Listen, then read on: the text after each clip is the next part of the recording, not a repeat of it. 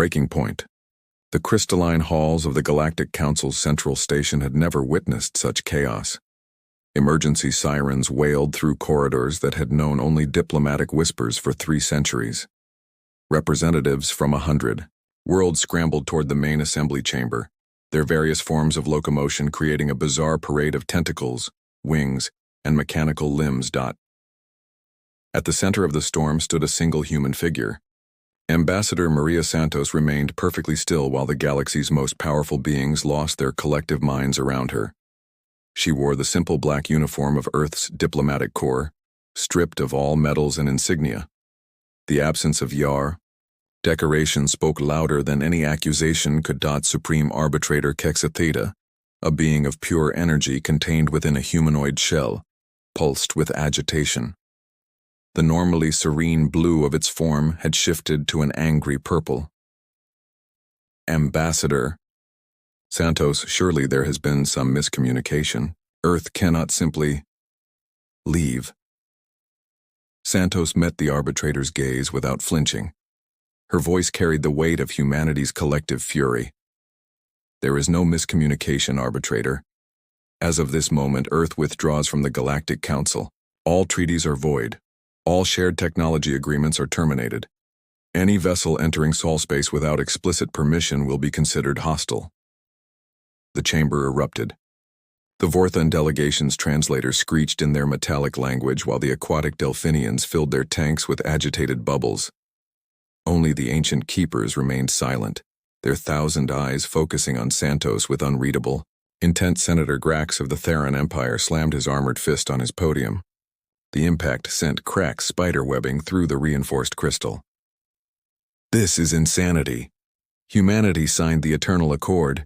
You cannot simply walk away from galactic civilization. Santos turned to face him, and something in her expression made the 7-foot warrior take an involuntary step back. The Eternal Accord promised mutual defense and shared prosperity. Where was that mutual defense when the Crimson Fleet attacked our colony on New Singapore?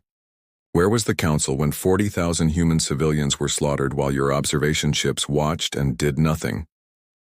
The accusation hung in the air like a physical presence. Several delegates looked away, unable to meet her gaze. They all knew about New Singapore.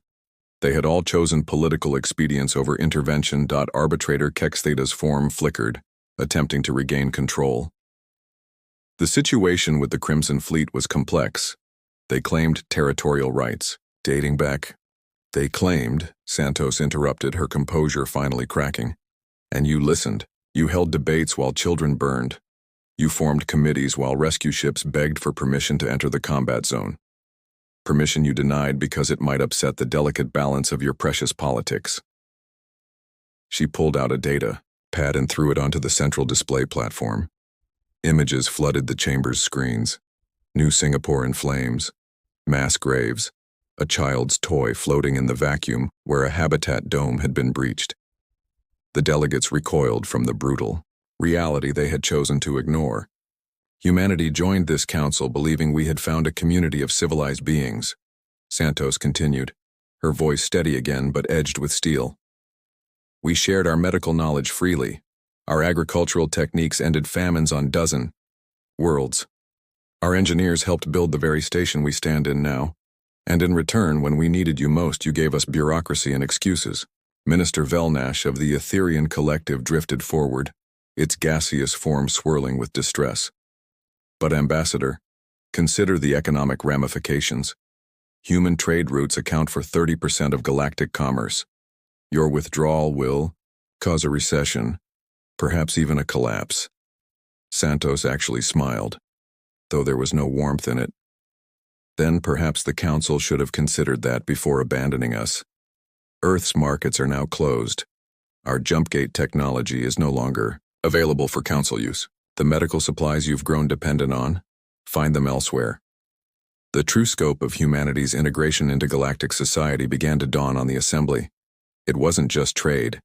Human engineers maintained critical infrastructure across dozens of worlds. Human doctors had become the galaxy's most sought-after healers. Human agricultural advisors fed billions. Grax snarled, reverting to threat when faced with disadvantage. If Earth thinks it can survive alone against the powers of the galaxy, you are gravely mistaken. We could blockade your systems, strangle your colonies. The temperature in the room seemed to drop. Santos's expression became predatory, reminding everyone present that humans were, despite their recent peaceful reputation, descended from apex predators. You could try, she said softly. But I would remind the Council that humanity survived alone for millennia before we met you. We fought wars that turned continents to glass. We split atoms and harvested stars. We conquered death itself through medicine and brought life to dead worlds through terraforming. We shared these gifts freely. Now we take them back. She began, walking toward the exit, each step echoing in the sudden silence. At the doorway, she paused and looked back. You had the loyalty of a species that values loyalty above all else. You had the friendship of a race that would die for its friends. You had the trust of a people who trusted slowly, but completely, and you threw it all away for politics. As she reached for the door controls, Arbitrator Kexa Theta made one last, desperate attempt. Ambassador, please, let us discuss terms. There must be something. There is one thing, Santos said, not turning around. When your economies crash, when your enemies sense weakness, when the pirates and raiders you've ignored because they only attacked human settlements turn their attention to you, remember that we asked for help. Remember that we begged you to save our children. Remember that you chose this. The doors sealed behind her with a definitive hiss. In the stunned silence that followed, the council members could hear something that chilled them to their cores. The human support staff throughout the station, hundreds of technicians and specialists who kept the massive structure running, were leaving their posts. The subtle hum of perfectly maintained systems began to stutter, dot on the bridge of the Earth. Defense Ship Resilience Admiral Chen Zhang watched the diplomatic feed with grim satisfaction. Around him, the crew prepared for what came next. The recall order had already gone out. Every human ship in council space was heading home. Every human advisor was packing their belongings. Every human doctor was closing their clinic. Admiral, his tactical officer reported, the stealth fleet is in position. Project Shadowclaw is operational. Zhang nodded. The council had no idea what humanity had been developing in secret. They thought they knew Earth's capabilities because humans had been so open with their technology. They didn't realize that trust and transparency were choices, not weaknesses. Begin Phase 2, Zhang ordered. Activate the defensive grid. Any ship that crosses the terminus line gets one warning. After that, we defend ourselves. Across human space, things that had been hidden began to reveal themselves. Weapons platforms that had been disguised as mining stations powered up. Ships that the Council had dismissed as obsolete cargo haulers shed their camouflage, revealing sleek warships beneath. The peaceful face humanity had worn for 50 years fell away, showing the survivor species beneath. Back in the Council chambers, panic was setting in. The Vorthon representative was already calculating the impact on their economy without human grain shipments. The Delphinians realized their entire medical system relied on human-developed treatments. The Thorans discovered that human engineers had been subtly integrated into every level of their military infrastructure. Keeper Zix, oldest of the ancient race, finally spoke. Its voice was like grinding stone, not heard in the chamber for decades. We have made an error, not just in judgment but in understanding. We saw humanity's kindness and thought it weakness. We saw their desire for peace and thought it fear. We have awakened something that chose to sleep. Grax scoffed, though his bravado rang hollow. They are one species among hundreds. They cannot stand against the combined might of the Council. The Keeper's many eyes turned to him with something that might have been pity. The humans have a saying from their home world. Demons run when a good man goes to war. We have been fools, Senator. We have turned good men into warriors. And now we will learn why their history is written in blood and fire. Why they chose peace not from weakness but from wisdom. As if to punctuate the Keeper's words, every human-maintained system in the station stuttered. Lights flickered. Gravity fluctuated. The air recyclers wheezed. Within hours, the greatest achievement of galactic civilization would begin to fail. all because they had taken for granted the quiet competence of a species they had betrayed. The new reality 3 days after humanity's withdrawal, the Galactic Council discovered the true price of their betrayal. Markets across 17 sectors crashed simultaneously as human-run logistics companies shut down without warning. Supply chains that had functioned smoothly for decades ground to a halt. The Etherian Collective's food reserves ran critically low within 72 hours. They had never realized that human efficiency had been the only thing standing between them and famine. Admiral Chen Jiang stood in the command center of Fortress Luna, humanity's newest and most closely guarded military installation. The moon had been hollowed out over the past 2 decades, transformed into a battle station that could withstand a siege from half the galaxy. The Council never knew. They had been too busy debating trade regulations to notice the massive construction effort disguised as mining operations. "Sir, Council fleet movement detected in Sector 7, Lieutenant Commander Torres reported. "Looks like they're testing our borders." Zhang studied the tactical display. 40 ships, a mix of Theran heavy, cruisers and Vorthon interceptors. Not enough for a real invasion, but sufficient to probe humanity's defenses. They still didn't understand what they were dealing with. "Deploy the Ghost Wing," Zhang ordered. "Let's show them why picking a fight with humanity is a mistake."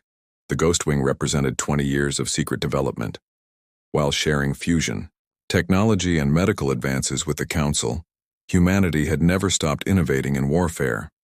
Every peaceful gesture had been genuine, but Earth's leaders never forgot that the galaxy was dangerous. The 12 ships of Ghost Wing could phase in and out of normal space, appearing behind enemy shields, striking, and vanishing before retaliation was possible. In Sector 7, Commander Wallace of the stealth destroyer. Phantom smiled coldly as her ship materialized directly inside the Council fleet's formation. "Fire pulse cannons. Target their engines only." Brilliant blue energy lanced out surgical precise strikes that crippled but didn't destroy. Within 40 seconds, half the Council fleet was dead in space, their crews unharmed but helpless. The rhymed Phantom vanished before a single return shot could be fired. The Theran flagship's captain, a veteran of 50 campaigns, stared at his disabled engines in shock. A message appeared on his main screen. "You were not fired upon because you did not cross into human space. This is your only warning. Next time, we won't be so gentle." Earth Defense Command. Back on the Council station, chaos had evolved into desperation. The arbitrator had called emergency sessions every 6 hours, each more frantic than the last.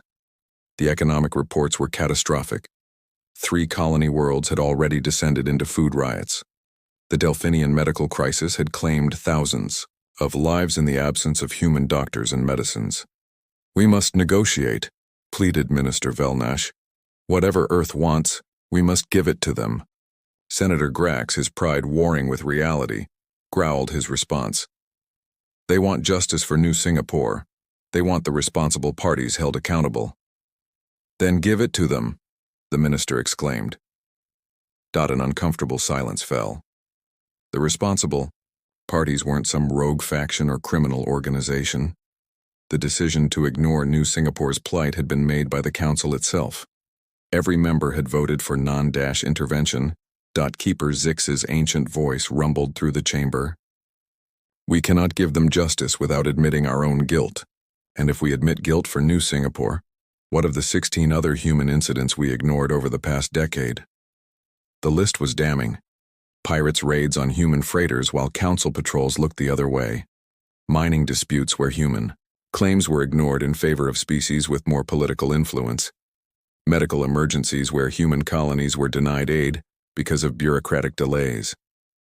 Death by 1,000 cuts, each one recorded in humanity's perfect memory. On Earth, President Elena Vasquez addressed the United Nations of Earth for the first time since the withdrawal.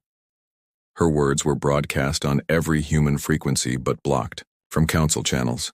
Humanity was talking to itself now, no longer seeking external validation. "My fellow humans," she began, "for 50 years, we tried to be what the galaxy wanted us to be. Peaceful, compliant, useful.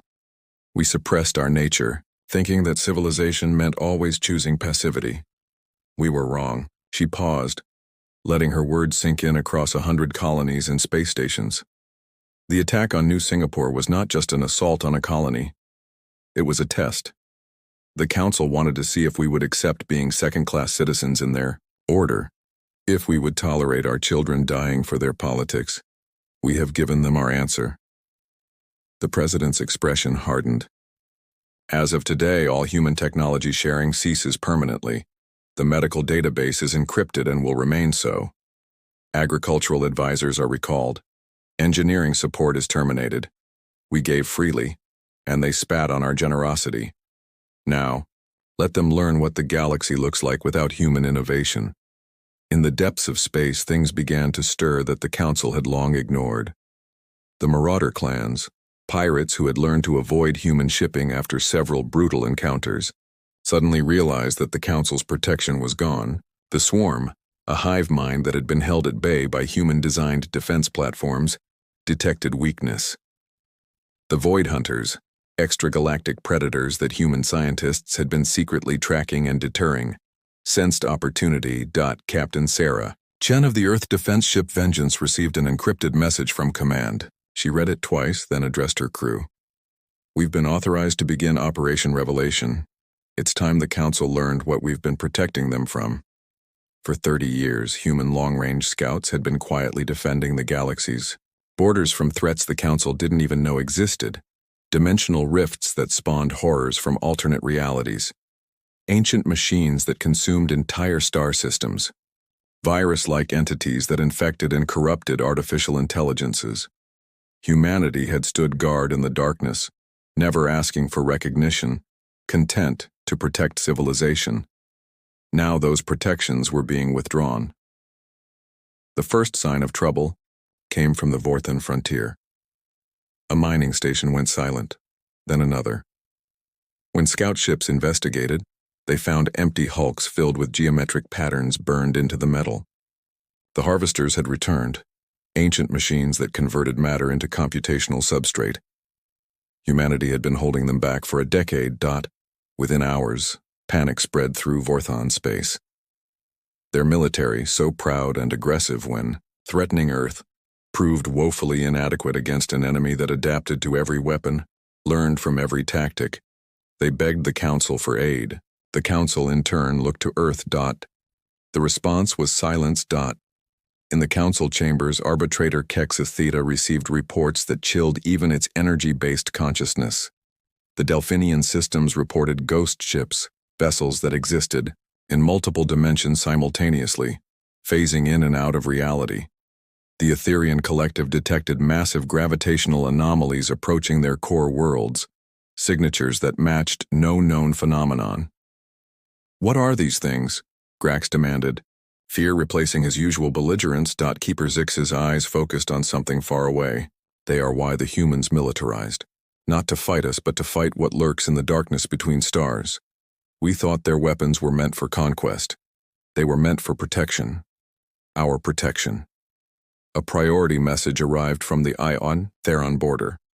Admiral Krex, the Empire's most decorated officer, appeared on the screen. Behind him, the bridge of his flagship was in chaos.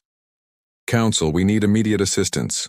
Unknown hostiles have breached the terminus barrier. They're eating our ships, some kind of biological entity that consumes metal and energy. We can't. Wait, they're inside the transmission cut to static. Minister Velnash turned to the arbitrator. We must contact Earth, beg for their help. With what authority? Kexa Theta replied bitterly. We cast them out, denied them justice, showed them that our alliance meant nothing.